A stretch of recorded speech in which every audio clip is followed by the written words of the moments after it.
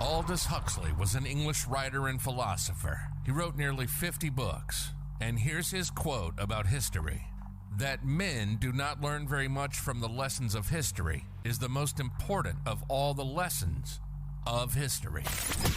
Welcome to the History Slices podcast, a mother-son duo discussing awesome bits of history. We prove on every show that history is not boring, entertaining, yet stimulating. This is History Slices. And now, here's your hosts, Jacob and Rachel.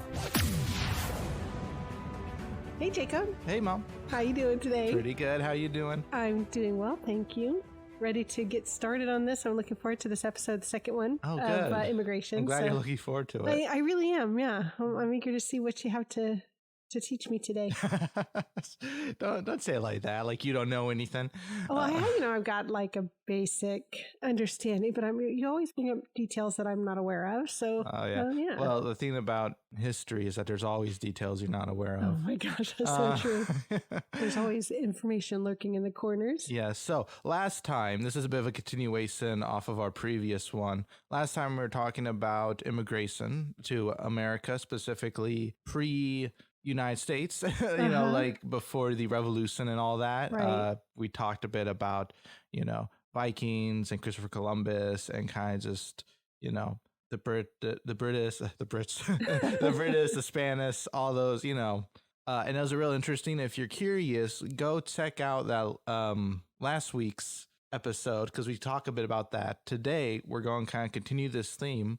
We're going to talk a little bit about the American Revolution, very briefly, because it's not really what we're talking about, but it's relevant, kind of. And then I'm going to talk about some famous immigrants that end up shaping American culture or society in some way. Okay. Because I think that's very interesting. And then I'm going to go through a bit of a brief timeline, if you will, just to like kind of, how would you say it? Like contextualize, I guess. Okay, that's a good word. Things. Yeah. Now, the tricky thing with a subject this broad, and it's probably why we don't usually do subjects this broad, is because it's hard to find where to cut it off, so to speak. Sure is, yeah, and it really is a broad topic. Like it's the whole pizza pie. It's not just one slice. And I should also say, because of that, this is really oversimplified. Like this is really not.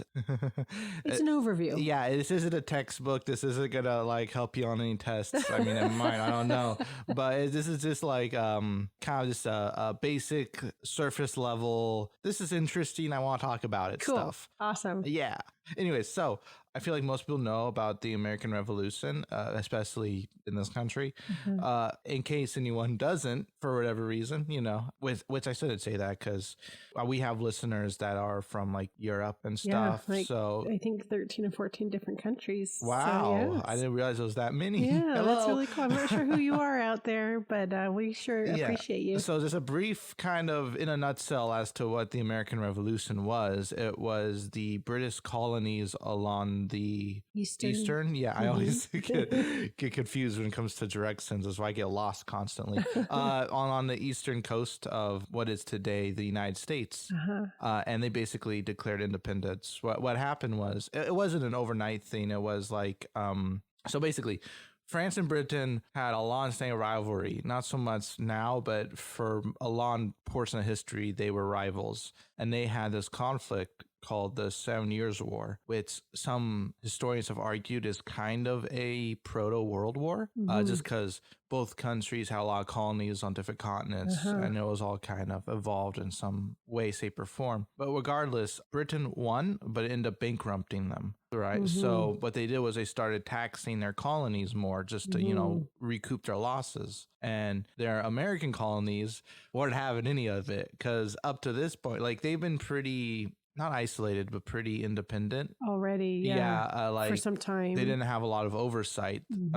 And the fact that they were, Britain was leveling heavy taxes against kind of everyday things. And there's a Stamp Act. So it was inescapable taxes. Basically, it was a Stamp Act, which is like every piece of paper you get a stamp on it. And that stamp costs money, stuff like that. And they didn't have much, actually, they didn't have any representation in Parliament. And it was like of Congress. That would have been embarrassing. But but basically one thing led to another. Tensions blew over and we declare our independence. And that's kind of like, this is like 1770s or so. Right. And this is like, that was like our origin story. The birth of the United States of America. So in a nutshell, that's what that is. I wanted to kind of talk about it, one, because I think it's a significant event, but also there was a couple high profile immigrants that played a role in it, and I wanted to kind of touch upon them briefly. Okay. So the first one, you may have heard of him because he was in a... I sure hope I have. I'm like going, my stomach's like, okay, am I going to know this person? No, you know him. I'm making a joke. Oh, okay. My bad. Sorry. No, you're good. He was in a very famous musical recently. Oh, Alexander Hamilton. Yes.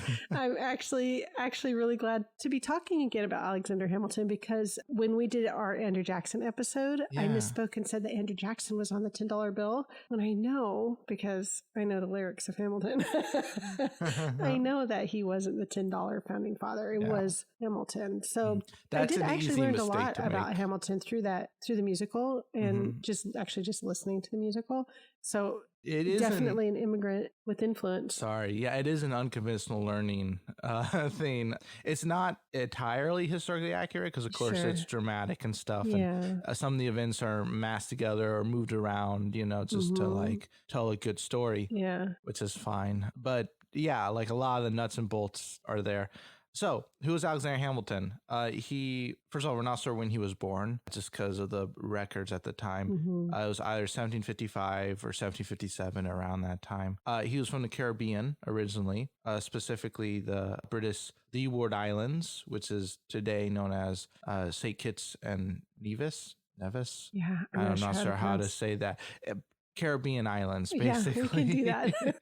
So he fought in the American Revolution, actually was a pretty significant figure in that. And after the war, he served as the first Secretary of the Treasury. And later on in 1804, he was killed in a duel with the vice president at the time, Aaron Burr, which is kind of crazy. But doesn't that seem so strange to our modern ears? At the time, duels were legal, or at least weren't entirely illegal. Yeah, were more common. Yeah. I wonder around the time, and you may not know the answer to this, and that's okay if you don't, because it's just my brain wondering. Sure. He was an immigrant, obviously, because you just said that. But I wonder what percentage of the population were like first generation immigrants at the time of the revolution in the 1700s. Of course, people had been coming over for some time already. And honestly, I don't know the exact percentage or statistics. Like the first census was like 1790, I think. So it might be hard to even find those numbers. Yeah, and of course with census, it's also like, or polling or whatever, it's also like people who are okay with answering that, you know what I mean? Yeah. So it's sometimes not entirely reliable. It's not the most, snapshot or clear cut, whatever. But I will say that a lot of the colonies before the revolution were there since like the 1600s, they were there for a while. So there were people there that had been there for a while. Already 3, 4, 5 generations worth of people being established. Yeah, being there. So I don't know. It's hard to say. Some fun quotation marks facts about Hamilton. So he was an abolitionist, which means he was against slavery. Thought it was wrong. He was against it. His role in our economy is pretty massive. Like he helped found was it Wall Street? Federal banks. Something like that. Yeah, he basically helped nationalize our economy. Right, because at one point around that, before we became the U.S., states had their own monetary systems and things like that. Yeah, currency. Yeah, that was during when we were under the Articles of Confederation as opposed to the Constitution. It's like a whole thing. Yeah. And not to get too sidetracked from immigration. Basically, he played a major role in our economy. He was caught up in America's first political sex scandal because he cheated on his wife. To be known for. Yeah, yes. I know, but it is. That's historically relevant, I guess. Some historians, and this is mainly due to certain letters or certain signs that people have, it's not really known one way or the other. Some historians think he might have been bisexual. That's interesting. I hadn't heard that before. Yeah, just because of like, I don't know the exact reasonings. Just certain, I guess, letters or certain like language he used in letters to like that's interesting. His friend. I'm taking that one with a huge grain of salt. That's one of those things that I'm such a devil's advocate. I'm always like, well, I want to look at the evidence myself, which I probably never will. So it's interesting. Yeah, they think the same thing about James Buchanan, our 15th president. They think he might have been a closeted homosexual just because he was, it's like a lot of speculation, but it's one of those things where it's like, we're not really sure, like was Einstein, like on the autistic spectrum? We don't really know. That's exactly what I was thinking too, is that when we look back in history and try to apply labels to traits that we would associate with that, but we don't really know. Yeah, so. Interesting. That's just an interesting side note I found. He was well read. He wrote a bunch of stuff, like an ungodly amount of stuff. Check out the musical if you want to know more. Basically, he has everything about him. So it's one of those things where it's like, if you watch the musical, don't take it as gospel, right? Because it's not purporting to be it's not a textbook. Authoritative. That's what I was going to say. Authoritative. What I really love about it, just as a side note, is that it really helps inspire people to look up more stuff about. I think so. I agree. Yeah, and it makes it very interesting and sort of personal. Yeah. So moving beyond that, the second immigrant we want to talk about is named John Paul Jones. Have you ever heard of this guy? The name sounds familiar, John Paul Jones, but I'm not sure if I know. It rolls off the tongue, doesn't it? It really does, and I think that I knew a kid some years ago with the same name, so I'm not sure if that's just crisscrossing in my mind or what. But yeah, it really does, or maybe it sounds like a beetle or something. One of the Beatles, John Paul Jones. Oh, I see. Like a musician beetle, not like an insect beetle. No. I was confused there for a second. Right. Well, he was a Navy commander during the American Revolutionary War. Okay. He's originally from Scotland. Okay. So this guy was kind of crazy, and I don't mean that necessarily a bad way. But he sailed from America back to the British Isles in like a boat, in like one of his ships. It wasn't like a fleet, and he started a raid like British boats and shipping lines and stuff up around the British Isles. Revolutionary War. Yeah, wow. He took the fight to them. Wow. Which is these are I don't remember learning about that. Yeah, these are like pirate tactics. So it's kind of one of those like ethically dubious, like, oh no, he doesn't be doing this. But to play devil's advocate, as you like to do, privateers, state-sponsored pirates were a thing for centuries before this. I don't know if they're still a thing at the time necessarily, but like Francis Drake was hired by like Queen Elizabeth to raid Spanish ships, or was it vice versa? Don't quote me on that. But basically, so there was some precedence for it. A funny story happened while he was doing this. He had, I'm not sure how or why, result of a misadventure, I'm sure. He was on a stolen British ship. He had to dock at a Dutch port, which they're like, you need some proper papers and like authorization and stuff like that, or else you're going to get docked for piracy, which was a big no-no, of course. Just pull into port with somebody else's boat. Yeah, exactly. It was like a license plate was clearly not his,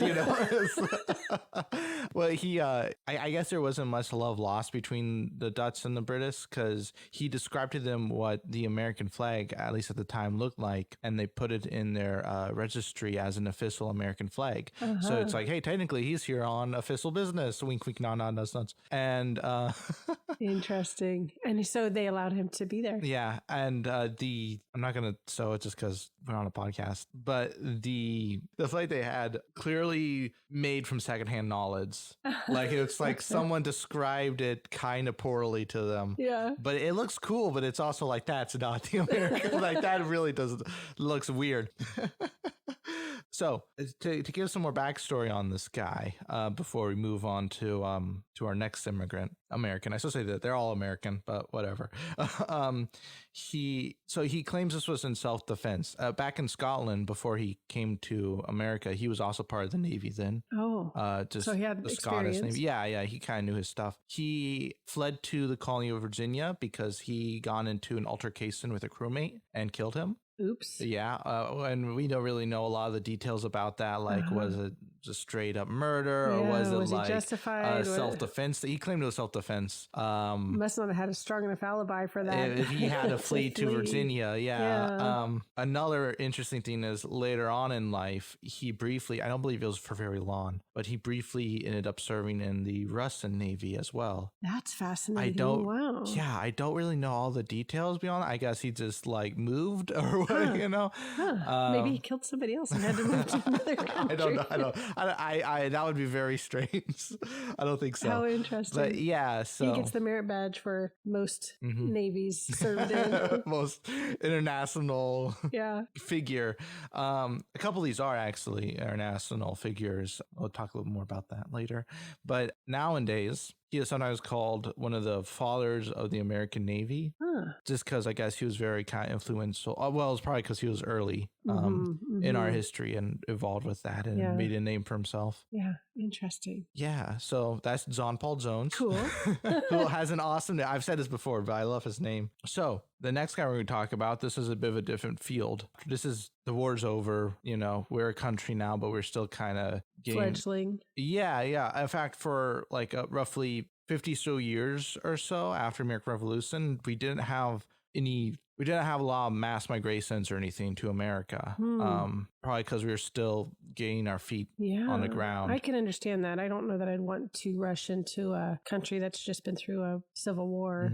Sorry, not a civil war. A revolutionary war. Yeah. Some people, no, that comes later. Yeah. Some people actually left. That's not that surprising if they were on, they were loyalists. Yeah, loyalists. Yeah. It's interesting because it's like, because I would want to lay low or get out if the other side won too. Sure. But it's like, it's interesting because I was reading how like they believe that kind of how it was split up was that like 20% were loyalists, 20% were patriots, which is what they call people who want to secede, and the rest were all on the fence and waiting to see who won. Oh, that's really interesting. Yeah, I don't know how accurate that is, but that's what I read. Like the thought nowadays of like historians and stuff looking back at that is they think a lot of people were just kind of like whichever way the wind blows. Live their lives. I wonder if that's sort of a template that you could overlay over even modern society. You know, like there's 10% that think one way, 10% that think, passionately another way, and the rest of the people are just sort of like just trying to live their lives and get through their day and support their families and build their whatever. Yeah, well, I don't want to get all political or on my soapbox. No, but I've never heard that before. Anything. That's really interesting. Yeah, but I think an issue that sometimes comes up with America, and every place has an issue. I'm not saying this is why America sucks. I'm not saying that. I'm just saying that an issue that I think comes up is that when you have a two-party system, I can tell you're like, oh, here it goes again. Don't worry. The real brief, this is just kind of my thoughts on it. I think that it becomes kind of this very natural inclination. Thank you, that word. To take the opposite stance of whatever the opposite party has, and that sometimes leads to, I think, most people, to go off to what you said about most people not really caring, I think most people lean one way or the other, but they're not super passive about certain things. And I didn't mean that they don't care. I mean that they that was not the right way to say that. They're just so busy trying to maintain and get through that they don't have the time or energy to invest in a cause per se. Like at the time of the revolution, I don't know. That's just really interesting. I don't want to get off track too much because that really will take us way off. But how fascinating that is. That's neat to hear. So a lot of loyalists left for Canada, which I find funny, or because they're still like a territory then, I think, or they just went back to Britain or the Caribbean or wherever. They just kind of dispersed. This actually affected American society because a lot of loyalists were of a particular demographic. A lot of them were wealthy, more educated, kind of an older generation. For good or for ill, I honestly have no idea, but it kind of saved, in a way, like the country. Yeah. But I'm thinking like two different. I'm thinking sort of like refined versus rowdy. That's come up a lot. I think it's here I am on my soapbox again. I think it's kind of a natural conflict to draw from stuff, just because it's like they're it's kind of an opposite image, Yeah. So it's like, oh yeah, well of course, but Yeah. I don't know. Immigration picked up a bit again by like the 1830s, because at that point the industrialization was kind of very attractive. Like a lot of Germans or whoever, like, oh hey, coming over for jobs. Yeah, and Irish and farmland was cheaper in America than in Europe, just because we had more land and more unused land, I should say, and more opportunity for farming. Yeah. Anyway, so back to what we're talking about. John James Audubon, I think. Audubon. Yeah. Audubon. He was he's originally from what's today Haiti. Yeah, he was a painter and an ornithologist, guy who studies birds. Okay. He studied birds and was a painter. There's something called the Audubon Society now that is some sort of, I don't know if it's just all about birds or if it's just naturalist kind of It wouldn't surprise me. Audubon Society, yeah. Interesting. I didn't know about that. So he wrote a book called The Birds of America, and with his own illustrations and stuff in it. It's considered one of the best works in that particular field. That's amazing. To set out to create a book at that time when it's not like there are huge publishing houses or whatever. It's really fascinating. Yeah. Maybe there were publishing houses. I don't know. They probably were, but I don't know how major they were necessarily. He also identified 25 new bird species, and he coined a bunch of scientific names that people still use today in regards to that. So he definitely huge impact. Yeah, he made ripples, all that. It's pretty cool, if you ask me. You can find his artwork online. It's very well done. I recommend people check it out. Cool. He fortunately passed away 1851, but again, given the time period, all these people are dead. Yeah. So it's not like the most shocking thing. Yeah. So there wasn't too much on him, because outside of like he made some cool pictures and book, he didn't have like a particularly traumatic life or anything like that. Yeah, that's good. We're happy for Mr. Audubon. Yeah. But he had an impact as an immigrant. He so did. That's really cool. So we've hit financial, political, military, military, scientific. Yeah, and we're going to go into some business here. Cool. With John Jacob Astor. Astor. Yeah. Astor. Okay. That sounds sort of familiar. He was from Germany. Okay. By the way, sorry, side note, I might have talked about this last time, I can't remember. There were a lot of German Americans throughout like this century, the 1800s. Like there's a lot. It was crazy. Like at one point they were like the most common country people were coming from or something like that. Yeah, but that kind of slowed down probably because of World War One. But I don't, just interesting. Sorry, just as a side note, he was the first John Jacob Astor. He was the first multimillionaire in the U.S. Oh, no kidding. Yeah, he didn't have like a specific business. He did a lot of stuff. He had a fur trade monopoly. He invested in a lot of real estate around like the New York City area. He smuggled opium into China. My goodness. A lot of crazy stuff. Yeah, he was a busy guy. He was. Of course, he came after the revolution. Of course, all these people did, I should say. Going forward, yeah. Okay. When he passed away in 1848, he was the wealthiest person in the country. Wow. In 2021 money inflation. Translation. Yeah, that works. His wealth would have been around $649.5 million. That's a lot of cash. There are richer people now, but for the time, that's still pretty rich. The town where you might have heard his name before, the town of Astoria, Oregon, is named after him. Oh, Astoria. I'm not sure why. How fascinating that it's all the way over here on the West Coast. Yeah, I'm not sure why. Interesting. But well, I guess that's one other thing we could look into. Yep. why it was named after him. That's really fascinating. I wonder if other places, there might be other places that are also named after him. So what was his impact? Was it just that he was the wealthiest guy and he started these, the different He was just like an early, I'm not sure what you would call them, influencer, I guess. Okay. Just because of his money. Yeah, when you're rich enough, you end up influencing a lot around you. We see that to this day, that makes a lot of sense. I think, was the richest person Elon Musk? I don't keep up with Bezos. that. I don't know. Bezos. Don't tell him I said that. I don't want to lose my Amazon Prime subscription. But no, you know what I mean, though. They have influence, basically. Yeah, that makes sense. So the next person, real briefly, we already talked about this guy before on the show. Thomas Nast. We talked about him on our Santa Claus episode. Right. Yeah. Nast. Okay. He was the guy who he drew pictures of right? Yeah. Am I on the right track? Yeah, you are. He was a political cartoonist. Okay. He was from Germany also. Oh. So if you don't know him, you know his works. Basically, he popularized the Republican and Democratic animal symbols. You know, the donkey and the elephant. Right. He popularized like kind of the Uncle Sam figure. That's right. You know, stuff that kind of existed before him, but he used it a lot, and it became popular.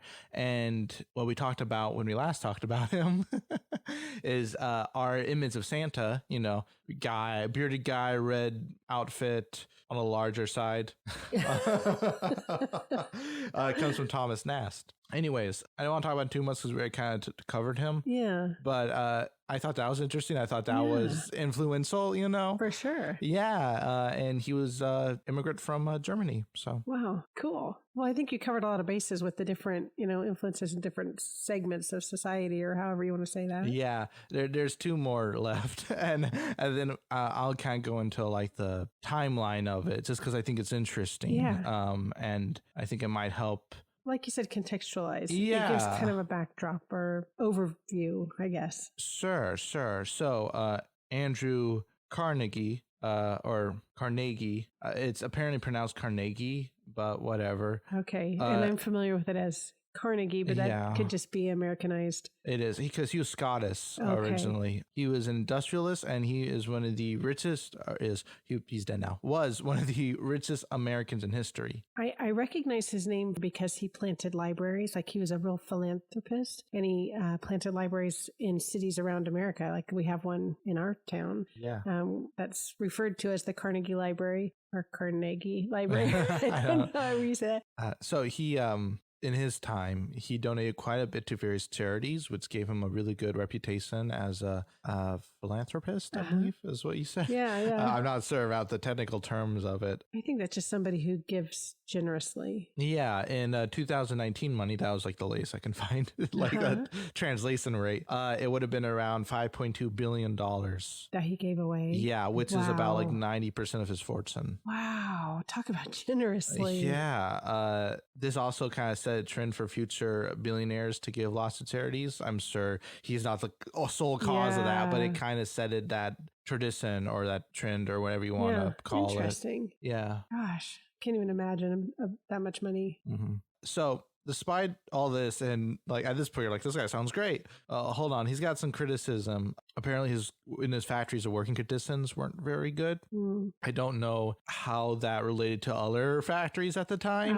Like, I don't want that was the norm. Yeah, but regardless if it was the norm or not, if the conditions are poor, conditions are poor. Yeah. You know, there's a few other black spots on his reputation. So he is partly blamed for the 1889 Johnstown flood that killed 2,000 people. Oh, apparently, and it was hard to look up the story because there's a lot of like, this business person owned this Sarah or whatever, financial business stuff that went over my head. But basically, I think the gist of it was, there's a dam that him and his business associates owned, and it was badly maintained, and it collapsed at one point.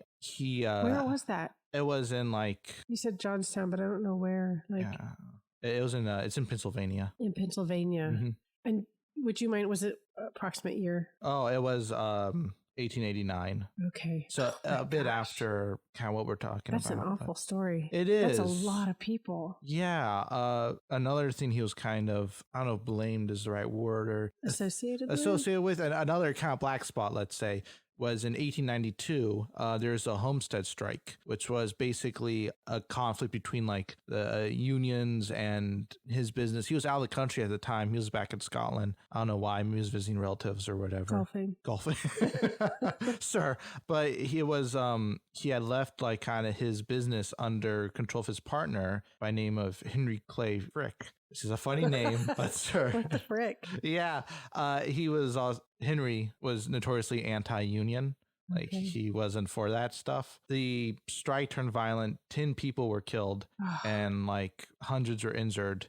So it was kind of like a I don't know. He has kind of a mixed reputation because some people see him as a robber baron and other people see him as like, yeah, but he gave away literally all his money. Yeah. So he could have been that off, you know, so it's like, I mean, like we're all imperfect. He just, he had the extremes. Yeah, I guess. Yeah. Really good and some really unfortunate things that happen. I don't know how that's got to feel horrible to know that you're responsible, or your actions, you know, of not maintaining a dam, for example, are responsible for the deaths of one person, let alone thousands. You know, it's incredibly hard to imagine having to live with that. It really reminds me of, because I can see how, like in my head, I can see how it's like, oh, it's not that big of a issue. Don't worry about it. I have more important things going on until it becomes an unavoidable catastrophe. That's what happened like last year with that big explosion. And like, have you heard about that in like the Middle East or so? Oh, yes. What it was is they just basically had like a bunch of like explosive stuff sitting there for like 6 years in the harbor and kept like shoving off into like kicking the can down the road. It was just like, geez. Isn't that awful? Yeah. I mean, that's on a like, humongous scale, but it's their also, whole government basically like resigned after that. It's horrible. Yeah. It's really horrible. On a much smaller scale, though, even like maintaining your car, you know, so your tire doesn't blow out on the freeway and you get in an accident and, you know, cause an accident or whatever. Like it's somewhat of a discipline to keep your life maintained like that, I think.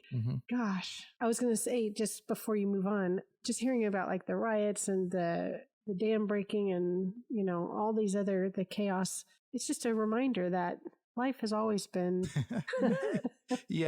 problematic. You know, there's always been difficulties and... Well, you're right. Well, that's the thing, is that it's really easy. I'm not saying this as like a how dare you, shame on you thing. I'm saying it's really easy to look at the present, regardless of when the present is. Be like, this sucks. It was so much better then. Yeah. Like, well, no, it wasn't. It was the same stuff. It was just that, like, you know, sometimes worse. People have to live through similarly. You just have nostalgia goggles on or whatever, you know? So some last couple little tidbits about him. Okay. No, it's fine. And then we'll carry on.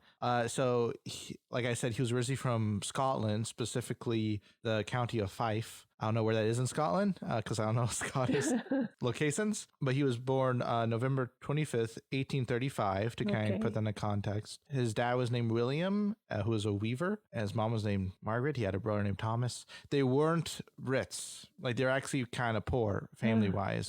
So it was really like an example. Regardless of what you think about the man, it's an example of kind of the American success story that he was able to.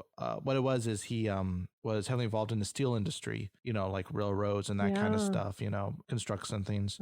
And that like really kind of made him his fortune. So that's interesting. That is interesting. A real rags to riches kind of a story. Yeah. American dream. In fact, his family had so little money, they actually shared a single room house with another family at the time. So to just put it into context of like where they were financially. Yeah. So the last guy we're going to talk about, he's also from Scotland. I know they're not, it's like Germany, Scotland, and Caribbean. Those are like all the, you know, it's just the times. You're just picking out, you know, people. Yeah. So. His name was, his last name is a little strange. John Muir. I think that's how I would pronounce that. Muir. Yes. I'm sure that's probably not the right way to pronounce it, but fine. That's how I would say it. Yeah, he was an author. He was a very influential author, actually, and he was a botanist, a zoologist. He was really into nature. His influence was that he was an early advocate for preserving wilderness. And he is called the father of the national parks. That's really cool. Yeah. That's really cool. And good thing he came around when he did, because if he had come around, you know, 150 years later or 100 years later, there would have been too much. Yeah, because I think the popular idea at the time was, well, people weren't environmentally conscious then, of course, but it was also like, look at all this walls are into like urbanize and make cities and stuff. And he's like, no, wait, maybe we shouldn't do that entirely. So it was a novel idea. It's good for him. He's the one who helped preserve Yosemite and the Sequoia National Park. Where Sequoia National Park is that? It's in California. Okay, Yes, so those are the redwoods, maybe. Yeah, probably.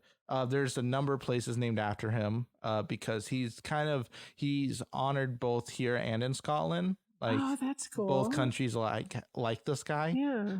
He's had some mountains named after him. He's had some national monuments named after him. There's even an asteroid named after him. Oh my gosh. That's interesting. 128523 John Muir, which was discovered August 11th, 2004. Wow. That's some serious research, Jacob. Thank you. Wow. That's cool. All the asteroids are like that, by the way, just like a string of numbers. Do they all have a person's name at the end? No. Some do. A lot don't. Just the special ones. Just the ones that depends who discovers them. Yeah, that's so cool. Yeah. He's been on some postage stamps. Recently, just because this is relevant to him, recently there's been kind of a reevaluation of him.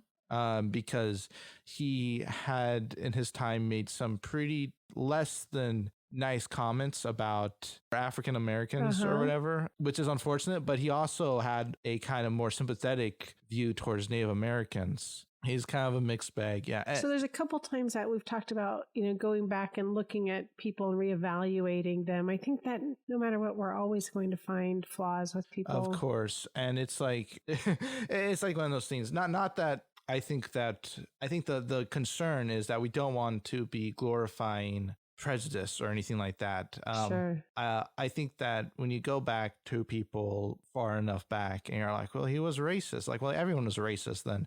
Like, not to excuse it, but it's like you're going to find that a lot. Yeah. It's just one of those things, you know. It's unfortunate that, he held some less than stellar views. Yeah. But at the same time, he also did a lot of good things as well. So it's kind of like a balancing scale there. I don't know. So he actually lived a while. He passed away at age 76. That's decent. Yeah, in 1914. In 1914. Yeah, he got ill. So yeah, I want to kind of talk about like late 1700s up to 1850, just kind of like a general timeline, just because I think this is interesting and kind of to round it off, because it's hard to find a good cutoff spot. So going back a bit, we kind of talked a bit about the specifics, like the certain individual immigrants. And I want to talk about kind of like the overall general events that like kind of are about this. Okay. So 1776, so I'm back a bit. Thomas Paine, who was a pretty influential writer at the time, he published a pamphlet called Common Sense. Yeah. At the time, it was like the best-selling book in America. Well, there were colonies at the time, and that's like it's just like with population that's a lot smaller now than it was then. So, but that statistic can be misleading. That's what I'm saying. But it was like the best-selling book, and it based, among other things, it kind of argued for American independence. Most of the colonists at the time considered themselves British because they were a British colony. Thomas Paine, he kind of made the argument that like Europe is the parent country of America, not England. That's interesting, since even though it was a British colony, the people that were here really came from like, several different places. Right. Yeah. He was an interesting guy. Not to get too far off topic, but I'm a big fan of him. He just seems like an interesting individual. Cool. Maybe we could do an episode on Thomas Paine sometime. Maybe. I wouldn't be adverse to that. So 1790, after, revolution, we're a country now. We're still trying to find our feet. The government passes the Nationalization Act of 1790. And what that was is basically any free white person of quote unquote good character. I don't know what how they define that. Yeah. Who had been living in the U.S. for 2 years or longer is able to apply for citizenship. Oh, basically, that's kind of their so at that 2 point, years residency. Nobody was a citizen yet officially. I suppose. Okay. Oh, that's interesting. Yeah. Citizenship gave, right to vote. You can own property, testify in court, basic stuff. Sign of the times is that you had to be a white guy, a landowning guy, Yeah. Did they, obviously women could also be citizens, right? They just didn't get all the other. Yeah. They couldn't vote. Yeah. All the other perks. So it's also this time, I missed this earlier, the first census takes place. Okay. Just kind of judge what's going on. That's important to know, 1790. And not too surprising, the English were the largest ethnic group at around 3.9 million people, though like 1 in 5 Americans were of African heritage. Wow. Which is interesting, which means either they were just descended from slaves or they were result of interracial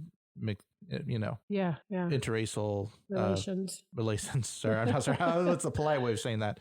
Congress banned the importation of slaves in 1808. Okay, So they're like almost 18 years after the first census. Yeah, but there was also like, doesn't that seem late? It does. I think we were kind of late. Yeah.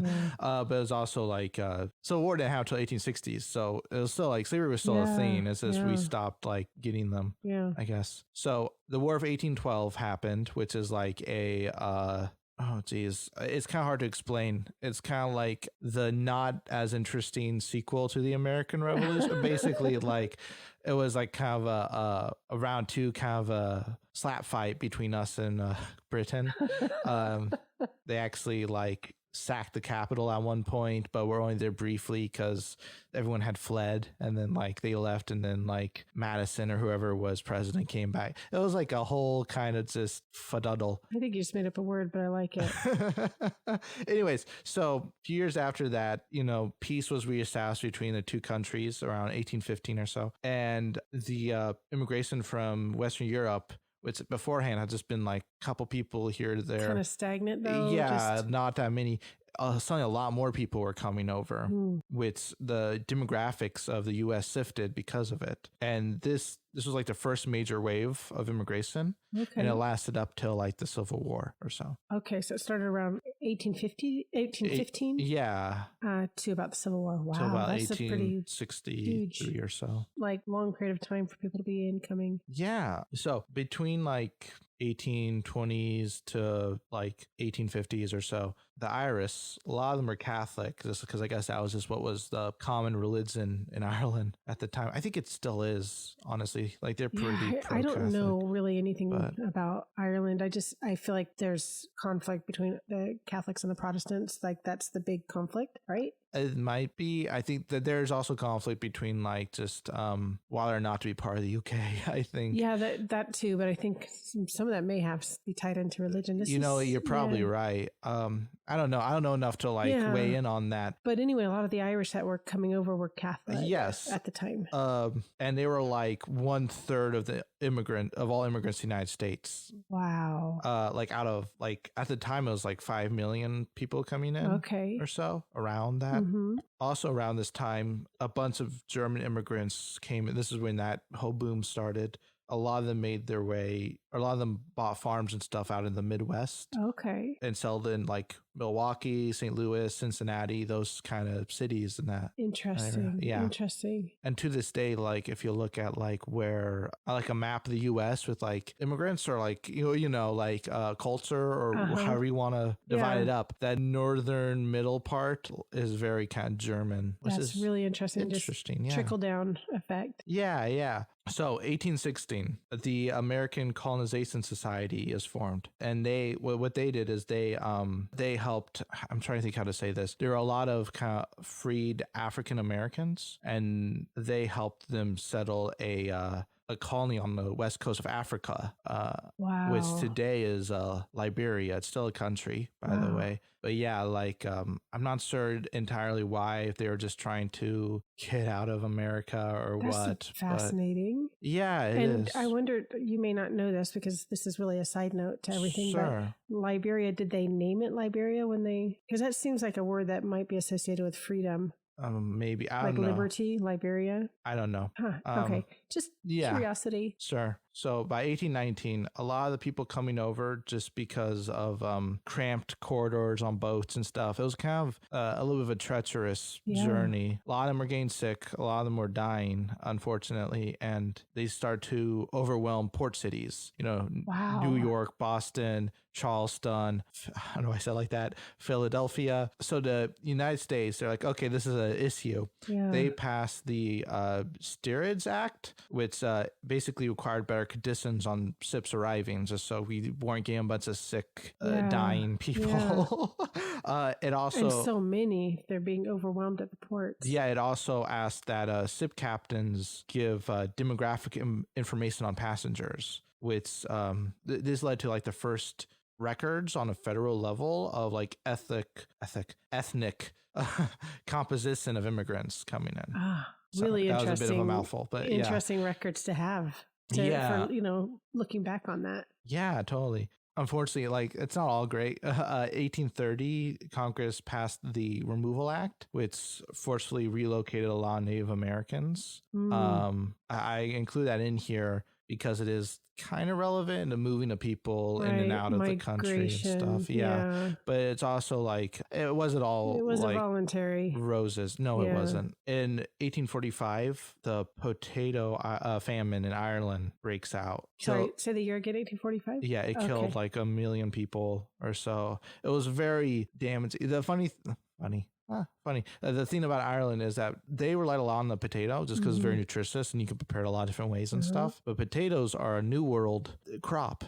Yeah, like they're not natural so to somebody Ireland. took a potato back to Ireland. And they're like, this is great. And then they established so much. Okay, so potato famine, that's too bad. So, but this caused almost 500,000 Irish to come to America. Wow. Just kind of fleeing that whole disaster. Group. In 1848, the Mexican-American War ends. Something we don't talk about a lot. We once warred with Mexico. Yeah. And that's how we got like a lot of territory and like people within that territory. The southwestern part of our country. Yeah, basically like New Mexico, Arizona, that area. So we basically inherited, that's one way to say it, citizens because the border moved. Not the people didn't move in across the border. The border moved. Shifted. So that's kind of it's a different type of immigration, I guess. Yeah, because it doesn't really involve the movement of people. And then finally, 1849, and this is where we're going to close on it,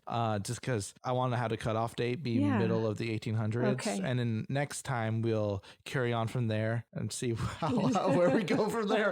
But 1849, the gold rush started in California. This sparked the first mass immigration of Chinese people into like the Western that's US. Really fascinating. So, wow. Because before that, it was mostly European, not anything from the Orient. Yeah, it wasn't that many Asian people. Which on one hand, I think the Pacific Ocean is bigger than the Atlantic. But on the other hand, it's like, it's kind of like the same, like if you were to look at like a map or a globe or whatever, you have the Americas, two oceans, Europe and Asia. Like they're basically, we're not that far, weirdly enough. I don't know. I just think that's interesting. But it's around this time that the America's first anti-immigrant party, the NoNothing Party. Okay, the reason they is very funny because it's like, I can tell you know nothing. No, the reason they call themselves that was apparently the perceived calm response to questions about foreigners. I don't know anything about them, basically, Oh, wait. So when people were asked, what do you know, for example, about these people from China? Yeah. I don't know anything about them. Yeah. And that kind of became, they actually went through several different names. Which it makes it even funnier that they landed on the NoNothing name, because that's silly. They also called themselves the Native American Party. Not talking about Native Americans, talking about we're descended from like colonists. Yeah. We didn't just get here. And the American Party, which is a pretty uninspired name if you ask me. Yeah. Basically, they were they had I don't know what their stances on the Chinese people were, but they didn't like all these Germans and Irish people coming into the country. They were pretty xenophobic. However, they were kind of progressive in some other ways. Like they were against slavery and they wanted more rights for women, but they're also like stop admitting people into the country. So it's a bit of a mixed bag there as well. That's so fascinating that was already a thing. Yeah. And so how long did that party last? Not very long. I don't think they're that successful. They won like a few like local elections, but I don't think they lasted very long. Yeah. They surely didn't. Like they've had no one knows about them today outside of history nerds. Yeah, they really should have come up with a different name. I mean, they should have kept trying on that one. Yeah, no, it's a pretty terrible name. Yeah. Anyways, but that's where we're wrapping up, basically. I know it's kind of an awkward place to stop. It always is with like topics like this. That's ongoing. Yeah, it's hard to know where to pick a good place. Yeah, but basically I thought that's basically was the next kind of period of American history, as far as immigrations were concerned. Obviously, all their stuff was going on, cities being built up, industrialization, lots of crazy stuff. But I thought that was like a good stopping place to talk about. Yeah, that's great. I think you did a really nice job describing, kind of giving that overview of the waves of immigration, where people came from and that sort of thing. And really interesting to hear about the influential immigrants from different places. I think that's really cool. And you did a great job, Jacob. Thank you so much. You. Listeners, we're so glad you got to join us. Thank you so much for tagging along as Jacob and I have these conversations. We enjoy them. We hope you do too. Bye. Confucius once said, "Study the past if you would define the future." You've been listening to the History Slices podcast with Jacob and Rachel. We hope you've gotten some useful information from the show. We hope we made you think, and we hope you were entertained. We know we had fun, and we'll be back soon. But in the meantime, hook up with us on Facebook at History Slices and on Instagram at History Slices Podcast. Make sure to like, rate, and review the show, and tell a friend about the show. That'll help us out too. One more quote before we go from Michael Crichton. "If you don't know history, then you don't know anything. You are a leaf that doesn't know it's part of a tree." Till next time, this is History Slices, signing off.